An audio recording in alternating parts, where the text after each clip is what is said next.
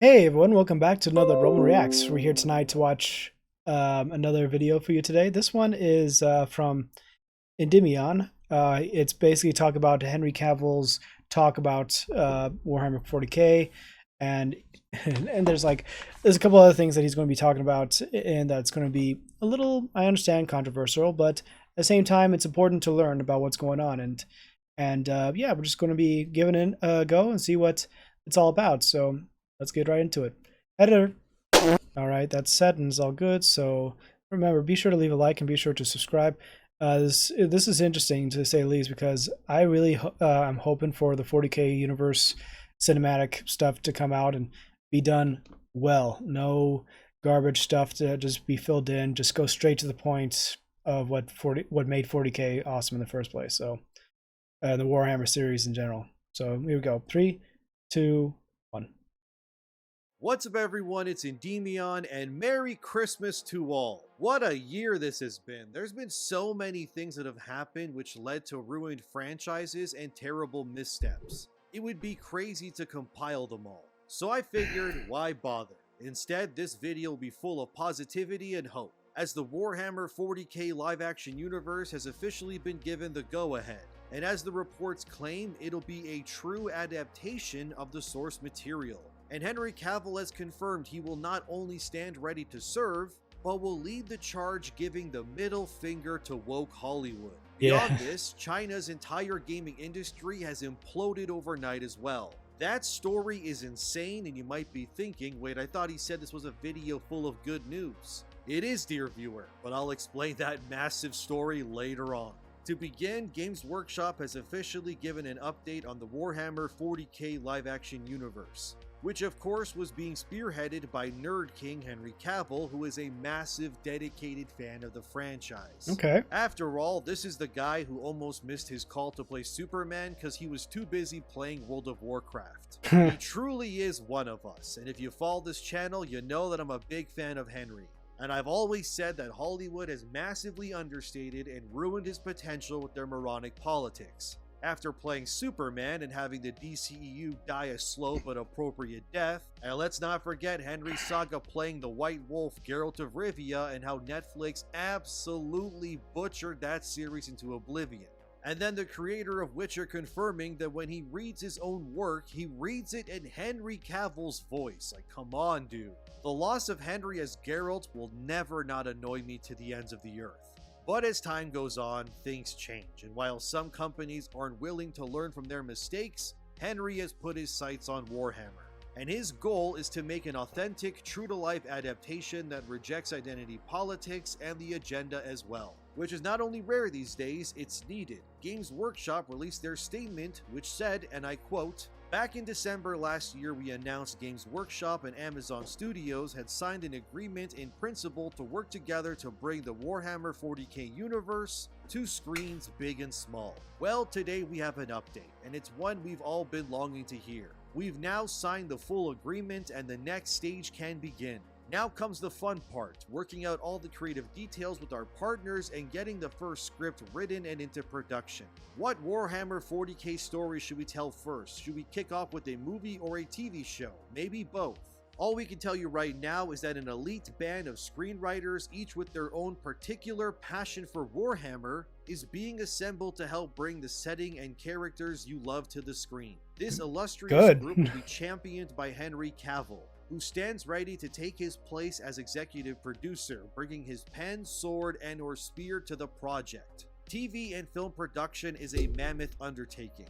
It's not unusual for projects to take 2 to 3 years from this point before something arrives on screen. Still, things are now properly rolling, and you can bet we'll bring you all the latest updates and cool snippets as soon as we're able, end quote. This has been some of the best news I've heard in a while, and I love how passionate it reads while assuring fans that everyone involved are scholars of 40k, which I mean they should be. And if Amazon is smart, which they aren't always, I mean remember, they did make one of the biggest blunders in history with the Rings of Power, which was not only insanely expensive, but the majority of the audience didn't even finish the show anyway. But that show was so hated and forgotten about that when an interviewer asked Viggo Mortensen about it, he didn't even know the show existed to begin with. And I don't blame him, because that show is ass and personifies all the worst qualities of Hollywood today. And while this news surrounding 40K is amazing and positive, I do have to say that this is Amazon after all. And they, like other big companies who make content, have had blunders before that reject the source material. And I'm hoping Henry Cavill has enough creative control over this Warhammer cinematic universe that he gets the last say as to what happens or not. Because as we all know, Henry more than anyone is aware of what happens when you bastardize the source material. And the worst thing that could happen to Warhammer is to allow it to fall to the same pathways that Witcher or Rings of Power did. On the flip side, this collaboration and true announcement where ink has been dried on paper finally could lead to a massive new media empire. And let's be real right now, we're currently living in an era where there is nothing right now that is the big dog, if you will, in entertainment. Superhero movies have been flopping all year pretty much, and currently the entire superhero genre has gone the way of the Western. And I remember when I was on Critical Drinkers and Mahler's livestream 2 months ago, I asked Drinker what he thinks the next true meta is for Hollywood. And he said, without hesitation, that it was video game adaptations, and he's right. I mean, just use this year alone. Every video game adaptation has soared in sales. Super Mario made $1 billion, and Five Nights at Freddy's was Blumhouse's biggest and best performing film of all time. And a second one is already on the way. And we have many other video game adaptations coming. Amazon as well has Fallout, which I'm very skeptical of, and I hope it doesn't suck, but I'll refrain until I see at least the first episode. And of course, Halo is returning for a second season where yet again Master Chief doesn't wear his freaking helmet. And it's no surprise that video game adaptations can and will likely become the new superhero genre, since if there's any untapped marketing goldmine that has easy cross-brand potential, it's video games. And they also have a massive backlog of lore, stories, and experiences to pull from. Let's not forget that currently Star Wars is in the dumps, as is Marvel, which this now brings me back to Warhammer for good reason. Like I said, we're currently in a very bizarre period where there isn't one single franchise dominating the entire landscape like before. From 2008 to 2019, you could easily say Marvel was that. But as of now, that void has been left empty, and now is the time for something else to rise up to take its place. Warhammer, in my eyes anyways, fits this unique Thanos-sized hole in terms of becoming something amazing and extremely profitable. If Amazon plays their cards right and Henry Cavill uses his executive producer power, Henry could not only ensure this works, but he could shepherd something that eclipses both Marvel and DC in one fell swoop. I don't need to tell you that the Warhammer universe has enough lore to fill hundreds of stories. And the likelihood that this leads to a new gold standard of live-action adaptations is becoming increasingly more likely as time goes on. Warhammer, if handled correctly, and I'm not kidding you, could become the next MCU or Golden Age Star Wars if they do it correctly. People are clamoring for a show that fulfills that water cooler conversation hole, which has been left empty ever since Game of Thrones ended. A dark, mature, action-heavy Warhammer live-action universe devoid of the woke agenda would be a mega hit. And a decisive blow that could rattle the pantheons of Hollywood to its core. We already know that when studios make great content devoid of politics, they all do great. Top Gun Maverick is a prime example of this, as is No Way Home, which made more money than every MCU movie released in 2023 combined, and then some alone. There is such a ravenous hunger for entertainment devoid of woke identity politics, it's insane, dude. I mean, look at Reacher, which is also Amazon, mind you. That show has exploded in popularity and ratings this year. And I really want to drive this point home with 2 examples involving Reacher. First, look at its first season, which exploded onto the scene with almost 2 billion minutes of watch time. And that first season ended up being Amazon's biggest watch series in existence, beating out Rings of Power, Wheel of Time, and so on. And let's drive this point even further. Look at what the first season of Reacher did on Amazon. It got second place when it came out. It only lost to Ozark a year ago because that show was showing its final season and it had the added bonus of having all of its previous seasons available to watch too. So you combine all of Ozark and Reacher's one single season still managed that much watch time. Dear viewer, that is crazy good. Okay, now let's look at the second season of Reacher, which recently premiered this year. Remember when I said Reacher Season 1 got second place? Well, Season 2 only has 3 episodes available as of the making of this video. And get this, Those 3 episodes increased the entire show's watch time of the entire first season by 50%. So many Wow. people are watching and loving Reacher that it's instantly becoming Amazon's most watched series to date, and really, who can blame them? The point I'm trying to make here with Warhammer is that Reacher is the blueprint of what audiences want. It stars a strong male character in a leading role devoid of any woke nonsense, and the entire show can appropriately be summed up as, what if Conan the Barbarian existed in modern day and rampaged through America kicking ass and taking names? Remember what I said earlier, that audiences are starving for content devoid of wokeness, and they are starving for strong, capable male leads, and they are absolutely hungry for content that doesn't talk down to them and just gives them escapism. Reacher is the epitome of that, and the numbers don't lie. So, to circle back to Warhammer, if Amazon and Games Workshop are smart, they will essentially take the ideological stance Reacher has, and incorporate that into their Warhammer live-action universe.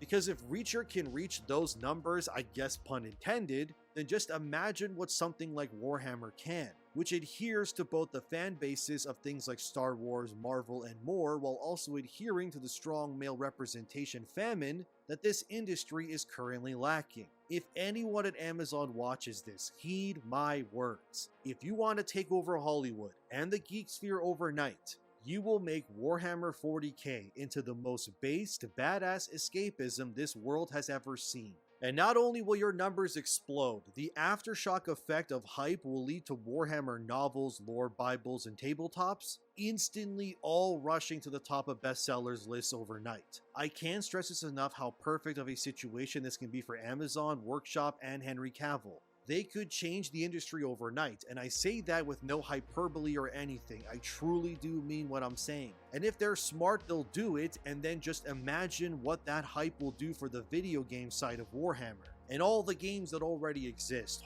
Games Workshop would make so much money they wouldn't even know what to do with it. And in turn, if that were to happen, it would hopefully finally cause places like Disney and others to look at their franchises and go, well, screw this woke agenda nonsense, and then we could return these godforsaken industries to prominence and enter a new golden age of entertainment. Warhammer 40k, my friends, could become the next big genre-defining thing, but it all depends on how Amazon does it. If they go the Rings of Power route, they're cooked. But if they go the Reacher route, oh baby, we could be seeing the new meta in front of our very eyes, fellas. And that, my friends, is what needs to happen, and glory to the Imperium. Now on to the next story, where China's entire gaming market has completely imploded, and you're likely saying, well, why is that good news and what happened? To catch you up to speed, the CCP, or Chinese Communist Party, which obviously runs China, has cracked down on live service video game models and has made new laws to reduce or downright eliminate core concepts that have led to the Chinese populace being addicted to video games. So things like daily login bonuses and removing concepts from games like luck-based features,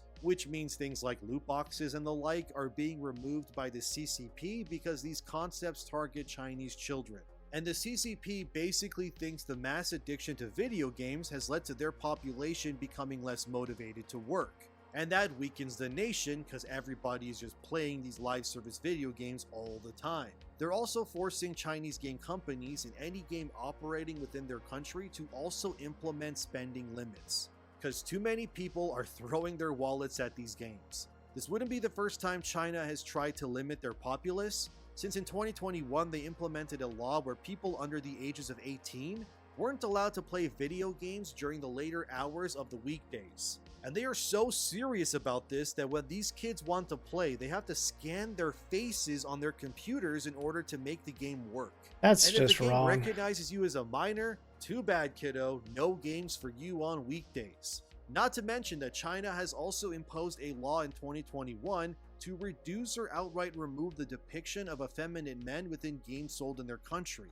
And queerness in general would have to be eliminated in order for a game to be sold in China. Which makes me wonder if in the Chinese version of Overwatch, if everybody is just straight. Even though in reality, Overwatch's cast is the most woke group of characters ever to pander. If you know the answer, let me see it in the comments. But what's crazy is that this new mandate to remove live service gameplay elements from products sold in China has led to around 80 billion in losses for the Chinese gaming Oh. market seemingly overnight. The two companies most impacted are China's duo biggest gaming giants, Tencent and NetEase. Tencent, by the way, also owns studios like Riot, which makes League of Legends, and NetEase, who actually works on Warhammer games too. So this move has been catastrophic overnight, and this will absolutely change how games are made, mandated, and created going forward. In Because China. this doesn't just affect China, mind you, it affects Western games too. And now, if Western game studios want their games to be sold in China, which by the way is easily the world's biggest market for games, they'll be forced to remove these predatory practices from their games as well, and will also have to remove any woke nonsense as well if they want to make money in China. Will this affect the versions being sold in America, Canada, or Europe? I can't say yet. But if the biggest market has just said no to all the live service model stuff, it'll end up creating dual versions of many games. And then I'm sure many players are going to ask these companies, well, can we also get that Chinese version too? It's sort of how the Middle Eastern version of Spider-Man 2 removed all LGBTQ content and missions that pander. Yet, it was also only available in the Middle East, even though many Western players would prefer that version. I think the live service model in general is just garbage anyway, and I hate it mostly these days regardless of the game. And also, since the two biggest Chinese gaming companies got hit this bad so quickly, it also means their expansion into Western studios will be reduced too.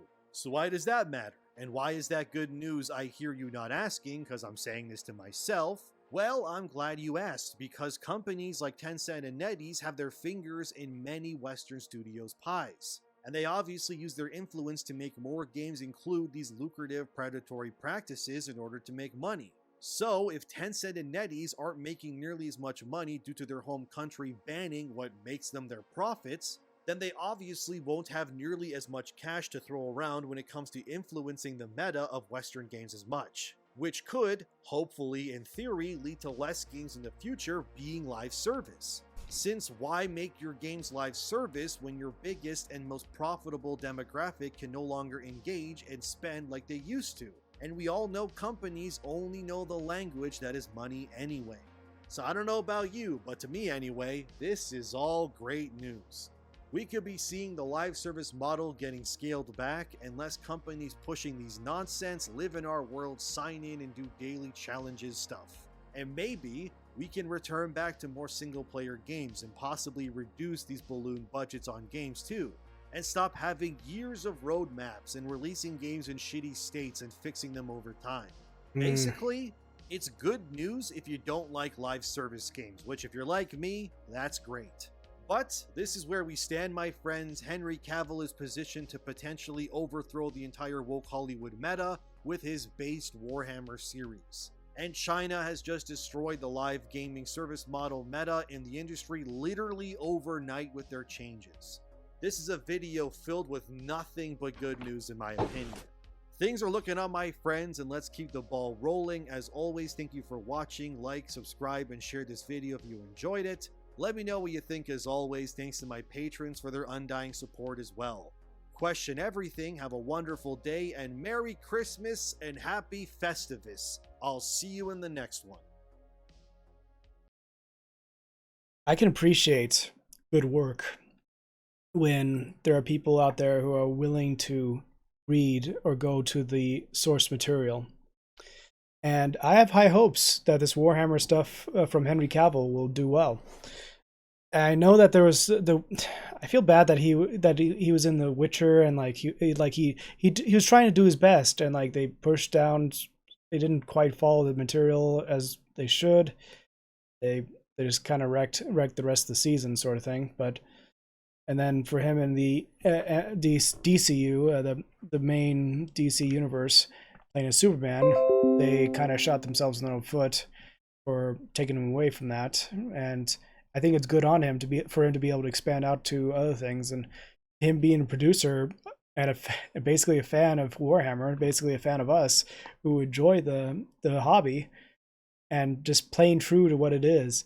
That right there is someone who knows his stuff. And I really appreciate Henry Cavill doing this, being able to, like, it could definitely change overnight, like especially with the Reacher. Like I've seen a few little clips here and there of the Reacher, and people love it. I'm just the amount of views and likes that I see upon those videos are just absolutely nuts. And just to just hoping that there'll be more stuff in the future because people are starving for like that content, that escapism, that stuff. They don't want propaganda to be shoved down their throats on a constant daily basis. They want to get away from all that. They just want a good story to enjoy themselves and to be able to have a good time with, you know? And as for the Chinese stuff, which honestly, it's surprising that they did this turn, but like it's a big loss on their end, but it's also forcing Western companies to make those hard decisions that like they have to go back to making stories that people want to like instead of just propaganda BS, especially with Spider-Man stuff. Like they make the American version, but then and so it has all this crap in it, and then next you know when they ship it over to Middle East, they censored a lot of the stuff that was put into it, and it's like, hey, why is it that this version's out here and we can't get that version for America or in Europe and things like that? It's so dumb, you know. It's just my take on it, guys. But with all this stuff with Warhammer and new changes being made here and there, there's hope. I do believe that there's hope for some more people coming out and having a great time, creating good stories, and getting people to come together into a great hobby. And yeah, really enjoy it. All right.